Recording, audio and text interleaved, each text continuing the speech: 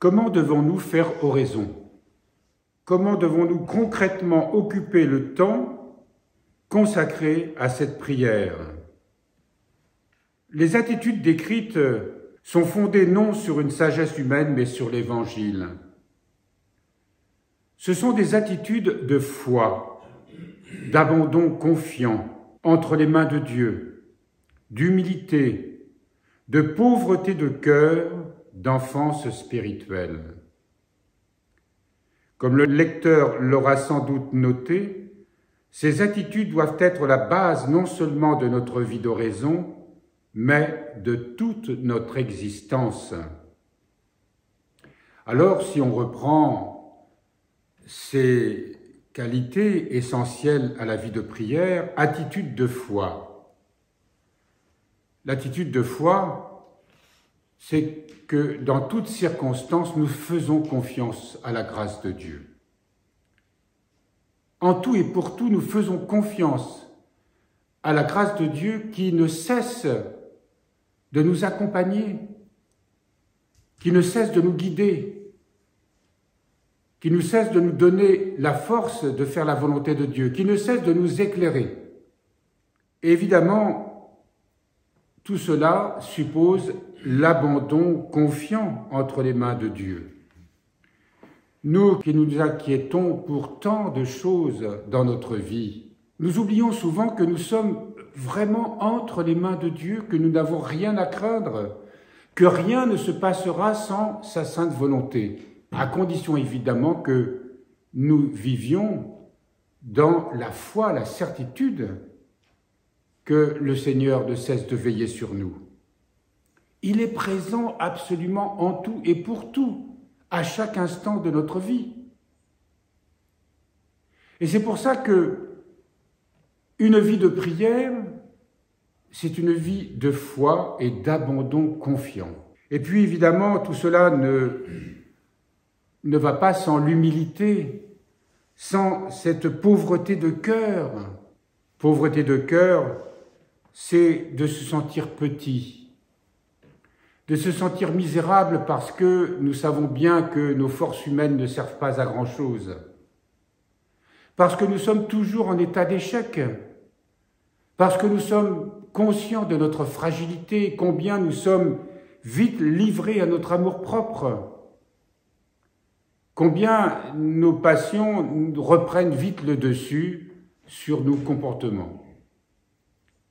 Mais plus on s'abandonne, plus nous acceptons cette pauvreté de cœur, plus l'humilité grandit en nous et plus nous sommes éclairés sur notre vraie nature. Et tout ceci nous permet d'entrer dans ce qu'on appelle l'enfance spirituelle.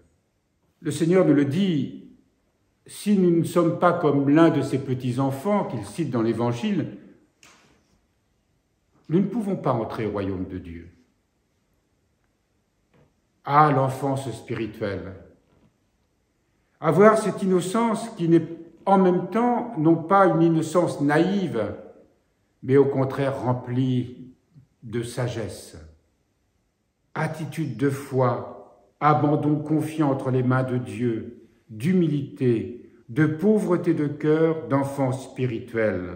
Comme le lecteur l'aura sans doute noté, ces attitudes doivent être la base non seulement de notre vie d'oraison, mais de toute notre existence. Là se révèle encore le lien très étroit qui existe entre la prière et la vie dans son ensemble. L'oraison est une école, un exercice où nous comprenons, pratiquons et approfondissons certaines attitudes face à Dieu, face à nous-mêmes et au monde, qui deviennent peu à peu le fondement de toutes nos manières d'être et de réagir.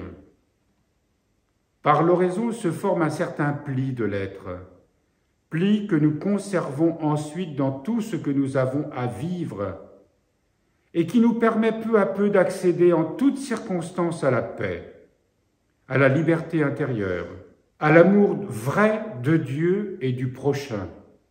L'oraison est une école d'amour, car toutes les vertus qu'on y pratique sont celles qui permettront à l'amour de s'épanouir dans notre cœur, d'où son importance vitale. L'oraison ou la prière, bien sûr, c'est ce travail difficile. On dit souvent, dans un certain langage, « je fais un travail sur moi ».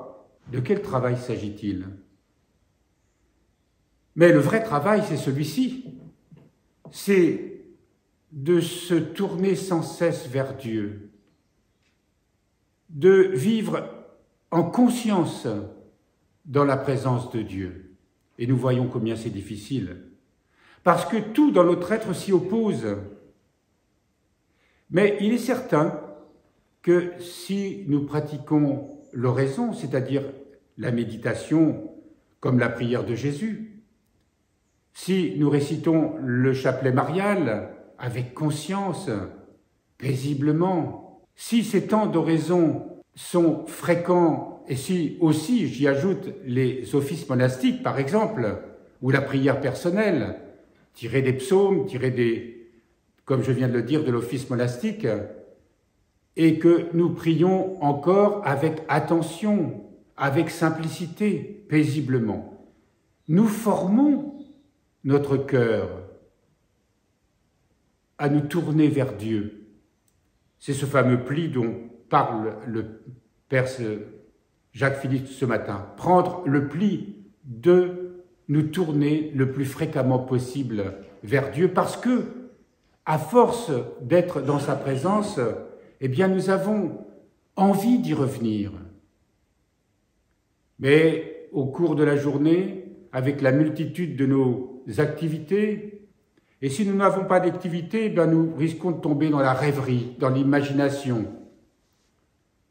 Et nous pouvons passer une journée, dans son ensemble, à penser à autre chose, ou alors à nous affairer à des choses superficielles.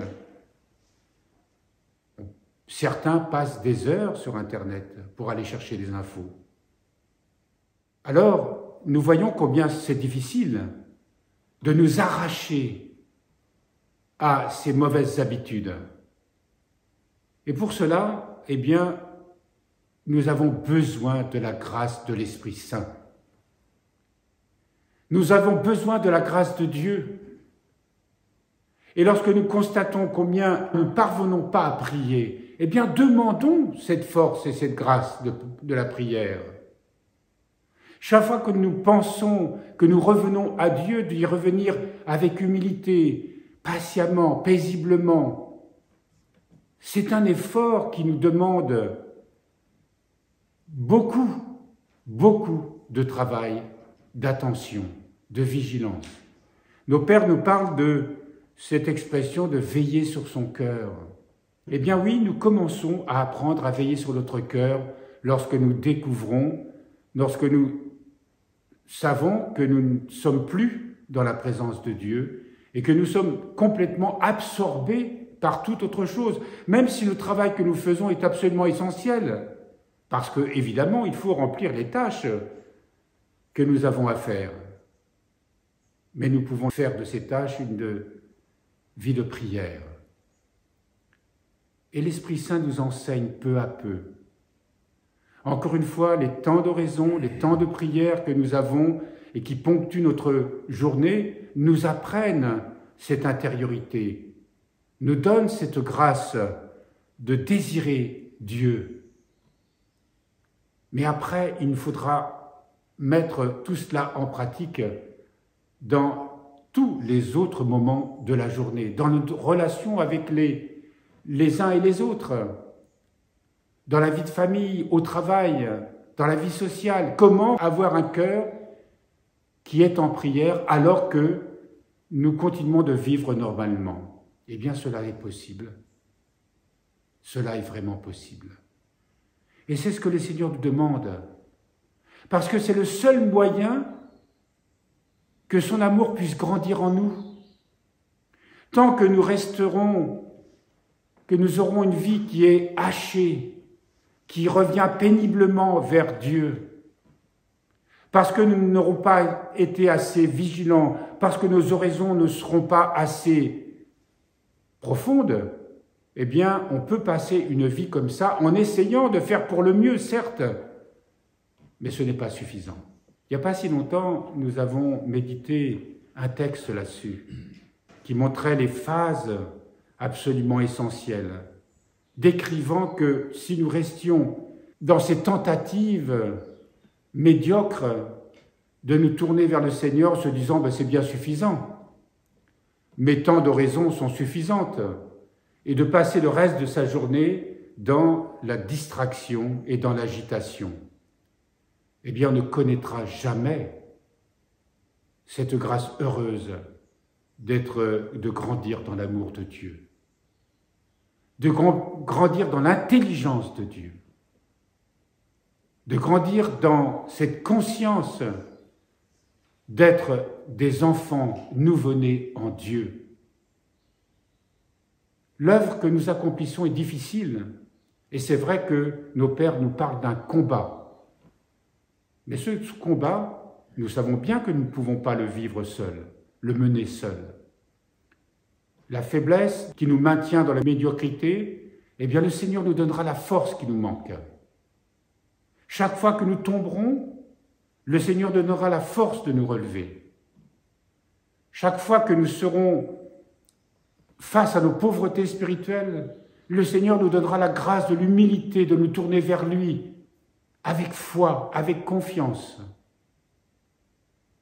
La prière, c'est l'œuvre d'une vie. C'est celle qui est plus importante que tout le reste. Le monde court après la richesse, après le développement des qualités personnelles, l'épanouissement qu'on appelle dans toutes sortes de sciences qui nous sont données, où on se préoccupe de développer toutes les qualités humaines. Mais tout ceci peut se passer hors de Dieu. Le Seigneur développera lui-même les qualités qui sont déjà en nous. Mais ce développement se fera d'une autre manière. Chacun de nous, nous le savons, a son propre charisme. Et quand ce charisme se développe, s'épanouit, grandit, il devient ce à quoi nous sommes appelés pour nous donner au monde, pour répandre l'amour de Dieu dans le cœur de notre prochain et dans le monde. Tout ce qui est bon et grand en nous, Dieu l'a déjà mis, mais il ne faut pas le développer pour sa propre gloire, mais apprendre à faire en sorte que le Seigneur s'en serve pour que nous soyons vraiment des enfants de Dieu, appelés à témoigner de son amour.